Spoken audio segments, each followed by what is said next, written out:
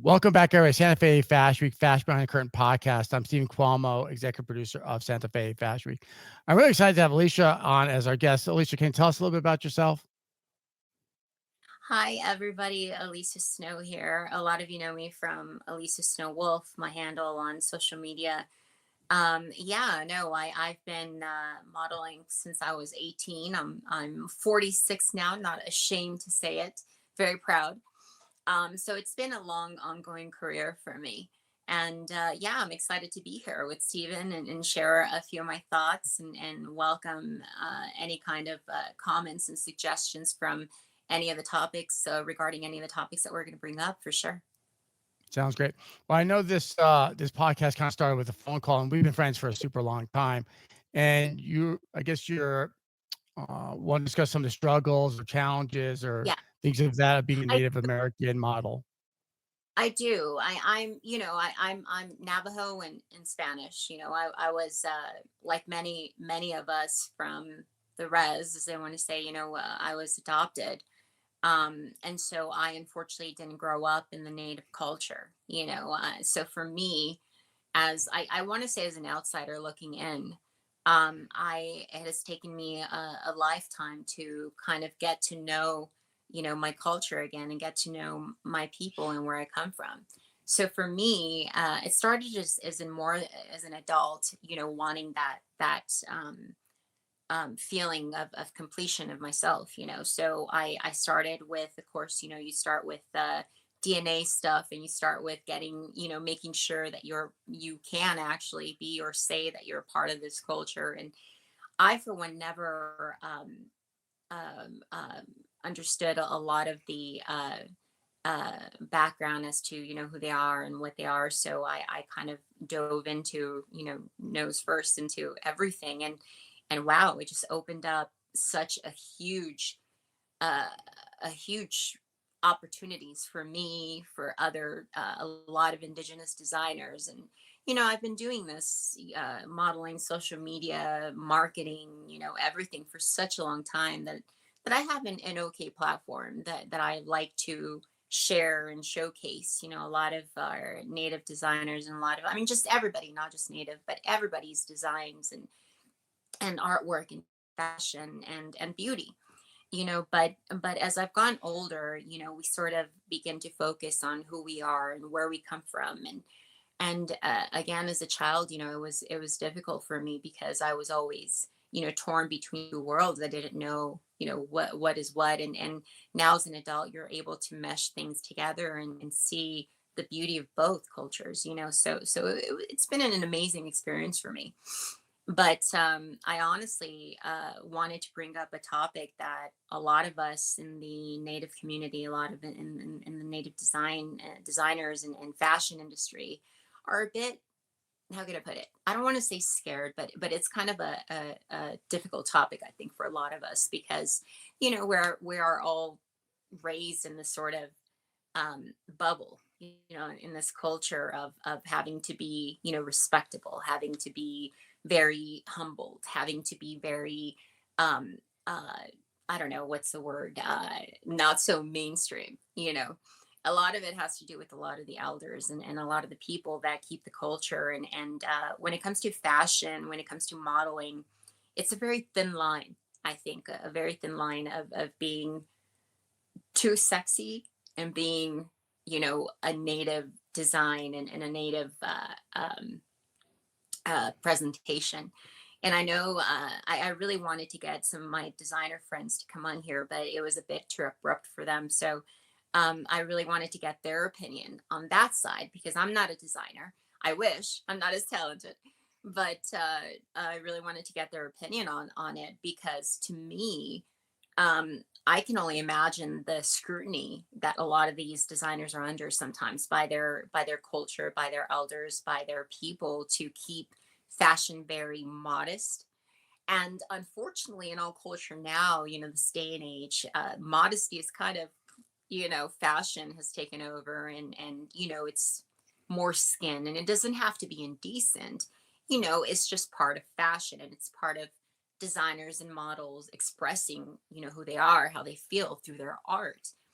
And and the simple part of having, bare shoulders, or having, maybe some cleavage, can be, a bit too much for a lot of the indigenous designers and models to display for their people. And it seems like it isn't really them, it's a lot of the culture that shames them, that makes them feel bad for displaying something, for displaying their beauty, for displaying their artwork. And to me, I feel that to be kind of a saddening point, because I've gotten a lot of comments and messages from a lot of different models. Well, we can't do that, or designers, oh, we can't show that, or we can't, because it's just not, and a lot of the time it isn't really up to them, it's what they're being told to do, so it's hard to balance. I mean, for me, I've been modeling, mainstream, for some companies, not really, in different, I just started to notice this in our culture, whether it be my Spanish culture or the native culture. um it's difficult sometimes, but it's been more, I think, in the native that I've been now, kind of uh getting back to those roots and knowing more about that and about who I am, that I've experienced this. So to me, it's a topic that I haven't really heard of much, because I know it's really difficult to talk about sometimes because of the backlash I think a lot of people are afraid that they might get. Well, it's interesting. I So worked with them. yeah. I was gonna say I worked with a model, so she was probably in her mid-20s, and this is Yeah. probably a couple years ago, and she was still going through that. She was doing some modeling, and she was, I think she was getting some Mhm. backlash, and she was concerned about the Yeah. elders and her folks and the Yeah. community, Yeah. and she was really struggling with this. I'm not sure if she's even modeling anymore, if she kinda stepped back from it. Yeah. So it's interesting because she started, let's say, 20 years ago, let's say a little bit, about her age, let's say. And, Yeah, that's it seems like it's still, I mean, I'm sure it was really difficult then and still difficult now. I kinda wonder, you look at, like, religion in general, I'm Jewish, but let's say Catholics or whatever, yeah. and the amount of people going to, church or synagogues has really dropped. I think younger Yeah. people aren't gravitating so much to Mm-mm. religion. So, um, as the gen you know, as the I hate to say it, but as the elders pass on, as the older generation passes on, Yeah. I'm Sure. 61, so hopefully I still have another 20 years ahead of me. But do you find like your generation will be more accepting of the next generation? Is the I, culture changing a little bit? no, yeah, no, that's a good point. It's funny because, like I said, when I started modeling back at 18, it wasn't, through native culture. I mean, I started with some of the casinos like Isleta Pueblo back then, before they were Hard Rock, and then Hard Rock took over, and then that's kind of how I was discovered, through Hard Rock, and started working for them, and then I started working with Harley Davidson and things like that. But back then, when I started modeling, fashion wasn't as, I mean, it was uh very out there, but I never really understood. I never saw a lot of the indigenous designers, because back when I was, back in the 1990s and 2000s, there early 2000s, there were a lot of native designers weren't really being promoted, as they are now.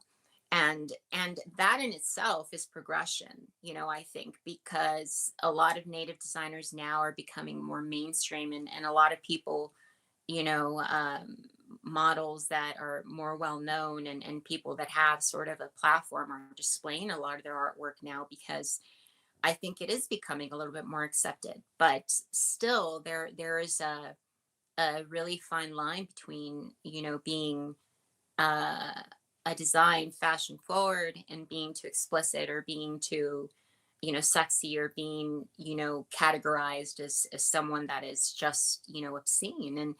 And I think when it comes to fashion and design, there's really no wrong or right. I mean, we all have our own form of expression, our individuality of different styles, different patterns. And that's a beauty about fashion. That's why I've always loved it, because for me, it's a chameleon. You can be a chameleon. You can be whatever you want, and every picture and every design, every season, you can be a different person. And as a designer, I'm not a designer, but from what I have a lot of friends, and a lot of my friends have told me that, that they've struggled through making sort of some of their visions come to life, because they might show a little bit too much skin, or they might be, and they don't want to display that because they're afraid that they'll be shunned. And that to me is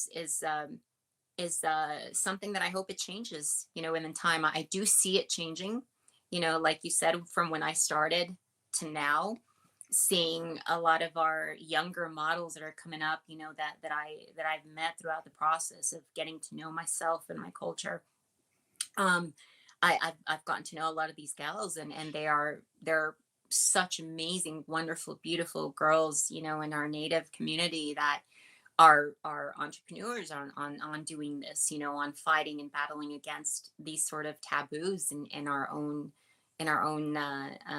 native culture. And that is amazing to me, because I hope that, with the struggles that a lot of the designers now have gone through to get to where, they are now, a lot of the new designers, are able to walk that path and be a little bit more understanding about, their own designs, and feel a little bit more confident that they're able to display that, especially models, for them to be able to display their favorite designers fashion without being, accused of being something bad, that they're not. It's just they're displaying their art and their beauty, and to me, I mean, I don't really see that as a negative. But, again, this is coming from an outsider, looking in. I never really was part of that culture until, in my early 30s. So to me, I just started seeing that, as I started working more and more with the indigenous community, and with a lot of the Navajo people and nation, and other different nations, you know what I mean? So I hope, I think with me wanting to do this quick video with you, I want to see if I can bring light to something like that, and maybe help the taboo of, it's not something that categorizes you or makes you someone or something you're not, the person. And that's the thing that people forget, uh your picture, being a model, being a designer, that's you at that time. That's who you are. That character, it isn't you, it's a character that you're playing, and the beauty about fashion, about modeling, that you can be different characters every single time. And I think it happens with a lot of people that are out in social media, that are out in the fashion industry. They put them in one category, and it's hard, because, and I think that's just human nature, I suppose. I don't know, but but but I think that the wonderful thing about it now, that we're trying to kind of get out and break out of this mold of just being, a native designer, a native, model, that can only wear certain things, or they can only design certain things. It's starting to, I guess, become more open, which is a wonderful thing to see. But still, it's difficult, I think, for a lot of people to be brave enough to do something like that. And you've worked with a lot of Native designers and a lot of Native American models. I mean, what do they tell you? Well, I think what's interesting too is you look at like obviously the internet's been around for a while, but going back to like the 80s and 90s when you're doing stuff for Isleta Casino, and you might not see the discussion we do now because you would put it up on the billboard, and maybe your family would have a comment or something like that. Yeah, But now when a model posts that picture on social media, all of a sudden everybody's everybody. commenting, and then Yeah, the whole nother subject is appropriation yeah, of Native American fashion by non-Native American exactly. designers. So yeah, so Yeah, now it's in a way it's becoming more mainstream, but maybe again, it gets caught up in the it's noise because now anybody has an open forum to make a comment about what the model and designer is making. I've been, it's double-edged sword. I release, I've never done anything inappropriate. I would never do those kind of, modeling or pictures or anything like that. The things that I've done are, to me, are classy, are very, suggestive sometimes, but nothing that cannot be seen by, PG-13. You know what I mean? Right. but but it's funny because, I just want to bring, sort of light to that, and hope that maybe some younger model models or designers that are wanting to, break into the industry, are not afraid to say, hey, this is that person isn't me. That's something that I wanted to be that day, that character. I'm not walking around in stiletto heels and wearing a tight dress all the time. It's just what it was. Part of that fashion, part of that design, part of that designer's vision as to who and what they wanted me to be. And that's again going back to that beauty about fashion, about being a model, about being a designer. You can be whomever you want to be at that time, and that's the thing with people. They sometimes forget that you're a character. That's not really you. The person is who you are, integrity, your morals, your values, they don't change. It's just the outside that changes, which is just a dress, it's just makeup, it's just shoes, it's nothing else. And I just want to tell a lot of the young models out there, aspiring models and aspiring designers, that I've worked with a lot of them, just shine. At the end of the day, people are going to know who you are. People are going to know your character. People are going to be okay, well, that she's just modeling. That's it. It's a beautiful picture. That's it. That there's nothing else to it. And I Well, hope that, I think it's going that way. And I hope it is, because like you said, it's different from when we started to now. I think the thing too is it's interesting is, my I just went to my daughter's wedding. She's a great young woman. Mm. She's in her late 20s, I guess I could say that. Oh, beautiful. And it's just because, you think of us, when we go through our teenage years and our folks might say, "Oh my God, you're being so rebellious or whatever. So let's turn it into modeling," right? And so Yeah. the your folks kind of like rein in a little bit because you're living under their roof, and then all of a sudden you become an adult and you decide to model, and you're still getting some backlash. You still want to listen to your elders and your folks. But I think in the parents' mind might be like, "Oh my God, you're really rebelling." And to me, it's like, no, now I'm an adult and I can do what the heck I want, and It's you true. you kind of have that break, and so the parents think like, "Wow, I never saw this coming." And it's like, well, it was happening. It's just you're kind of like holding back, and still, like you said, even as a young adult, and Yeah, you respect your elders and your folks and your of relatives. course. That it's still kind of like you want to. Sometimes we feel like we need to rein it in, but no, I think this is a really great conversation. So this leads us to like you have an upcoming event here in Albuquerque, New Mexico. Do you want to Yeah, tell us a little bit about that? I do. I have a few. I'm pretty excited. I'm be working with the two photographers. Both of them from Albuquerque. They have their social media web pages. Of course, there's a beautiful page that I found amazing. It's called Albuquerque Flying Dress. I don't know if you've seen it, but the picture's stunning. I'm not going to give too much out of it, but you can look it up, Albuquerque Flying Dress or something. I know it sounds funny, but it's amazing. And Mhm. of course, I'm gonna be working with Blushing Images again.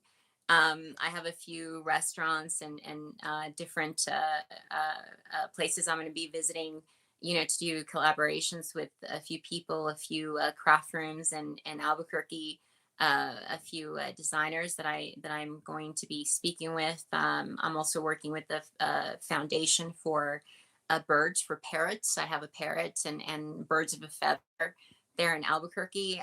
They're a shelter for a lot of these creatures that I have one. So I'm very involved with it. So yeah, a lot of exciting news coming up, a lot of new content for me, which is exciting for me to go back home, see my real friends, see people that I grew up with. When I grew up in Albuquerque, I'm from there originally.